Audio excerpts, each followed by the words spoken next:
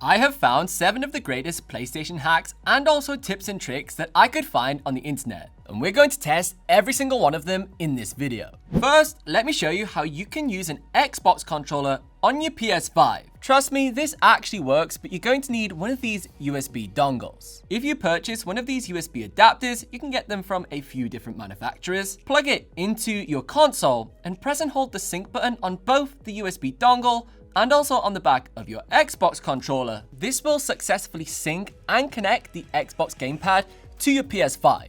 But there's a few things that you need to be aware of. It will work perfectly fine within the home screen on your PlayStation 5. You can scroll around between the game tiles, settings, and choose different items. However, when you launch into a PS5 game, a tile will appear in the top corner that will say it's not supported for this current game type, meaning the controller will suddenly stop working and it won't let you proceed beyond the home screen menu within that title. But it does work perfectly fine on PS4 games. If you launch into the PlayStation 4 versions of your game, you will be able to use your Xbox controller perfectly fine without any issues whatsoever. You can see in this example here, I'm playing the Uncharted collection, which is a PS4 game, seamlessly without any issues with the Xbox controller. Even the vibrations and everything work as if this is a DualShock. The main reason why I don't think this works on PS5 games is simply because of the adaptive triggers. The PlayStation 5, the DualSense, is a much more advanced controller. It's got the cool trigger technology that adjusts with the different weapons that you're using.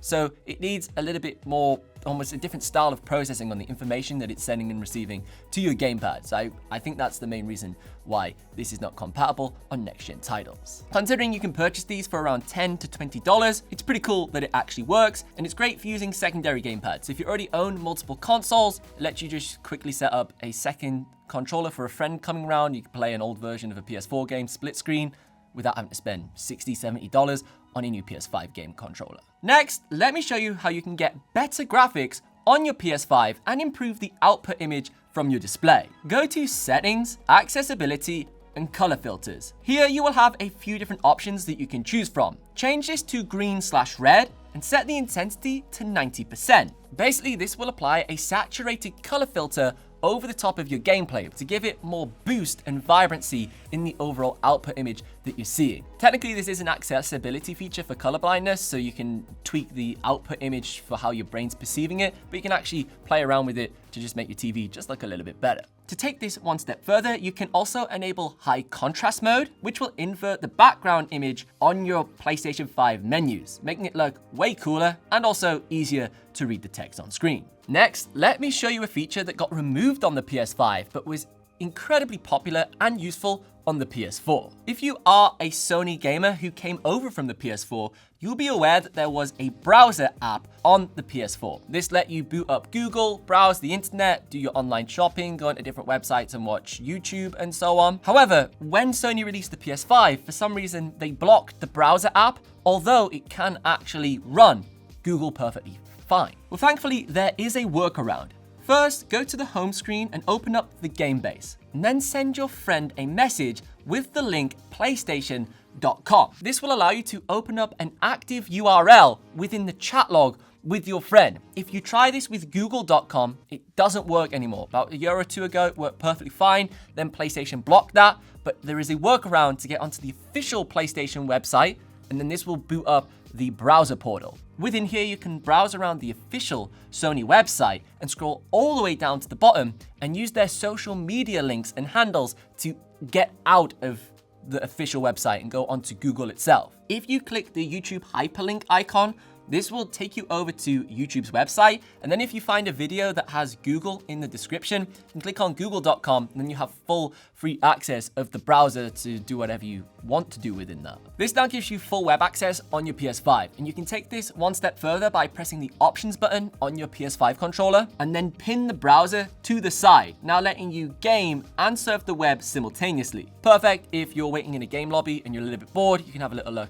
at what's going on with the news or something. Now, I bet you didn't know about this PS5 trick. You want to grab a USB stick and load it up with your favorite movies and TV shows or family memories. You can then plug this into the back of your PlayStation console and it will act as a media server. If you then scroll over to the media gallery on the second page of your PlayStation 5, you can then access this as a streamable media player. It acts as a server, and essentially you can play all of those videos directly off the USB stick on the big screen that your console is connected to. Great for watching, old things that you maybe filmed on your phone, if you've got like a video you want to show your friends and family, or even just using this to actually stream your favorite TV shows that you've maybe had on DVD or something and you've put onto this stick. Kind of cool that this works, and something that not many people maybe think about using. So particularly useful if you have an external SSD or hard drive, with terabytes of storage, and you've saved loads and loads of videos onto those. This is a great way to use that as a media playback device. Now the next one is a funny one, and I don't know if anyone actually uses this on their PS5. If you press both of the thumbsticks at the same time on your PS5 controller, it will do this. Basically, it enables gyro aiming, and you can use it to teleport around the screen to type things in much quicker on the keypad. At first, you think this isn't quick at all, but once you get used to it, it does allow you to search for apps and send messages in a more streamlined fashion. However, you can take this one step further in officially supported games. Most of Sony's first-party titles, such as The Last of Us Part 1, allow you to enable gyro aiming inside of the settings, letting you then aim your weapon by waving around the gamepad. And surprisingly, it works really well. Particularly in The Last of Us Part 1, it has a hybrid aiming system. So you can aim with the controller alone, but also you can use the thumbstick in tandem with it to both aim more accurately and precisely with the controller and then do the faster main movements with the thumbstick. Once you train yourself to use both of these, it means you nail the headshots all of the time. And in games like Last of Us, where you have low resources and you don't want to waste ammo, I actually found it way more enjoyable to play with this gyro aiming enabled after a few hours of trying it. Seems like a gimmick when you first see it, but definitely worth a try. Now, something I don't recommend that you try, but I want to tell you about because it's quite interesting, is how you can get cheaper PS5 games by region hopping. Now, if you get caught doing this, it can block your PlayStation account, so don't do it. But it's quite fascinating how pricing on game titles is completely different depending on the country you're purchasing it from. If you go to the PlayStation Store, settings, and then change your region, for example, I switched mine to Romania, you will unlock lower game prices. For example, Ready or Not was between $5 to $10 cheaper compared to my home region in the UK. Now, this trick is called region hopping, and it's a pretty common thing people do on PC, but I didn't realize it was kind of this straightforward on the PlayStation Store, or at least that obvious to see what the different prices are in different regions. Now, apparently, if you do get caught doing this, it blocks your PlayStation account, you lose all your purchases, that type of thing. But one thing that's quite important to note is you can't complete the purchase. You can't complete it directly on your PS5. You can access the store in Romania, for example, see all of the super cheap games, but then it won't let you add it to cart.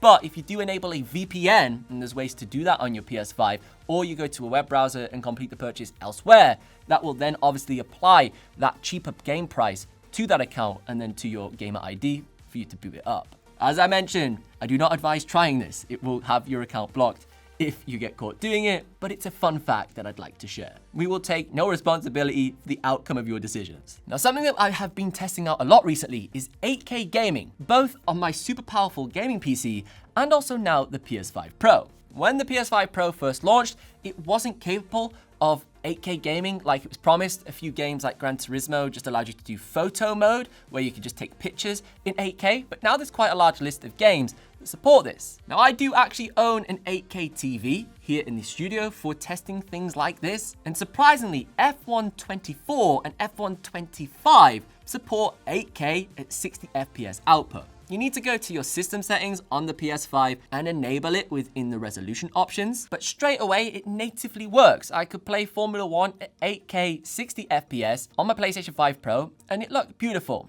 Now, it does use the PSSR upscaling, which is kind of like NVIDIA's DLSS with the AI rendering and upscaling of the frames and whatnot. But considering this is running on a $600-700 console compared to my gaming PC here that's like, I don't want to say, but probably like £6,000 with all the components in that bad boy, the experience was kind of on par and shows what the future of gaming could look like. A fun setting that you can enable that probably not too many people are going to be using, but it shows what the next generation in the PS6 could potentially look like when that launches later down the line. Now, if you want to see the full potential of 8K gaming and how you can push your gaming PC to the limits, you should check out this video next, where I destroy my RTX 5090 graphics card with some of the hardest games to run in the world right now. Because if you like this, you'll like that.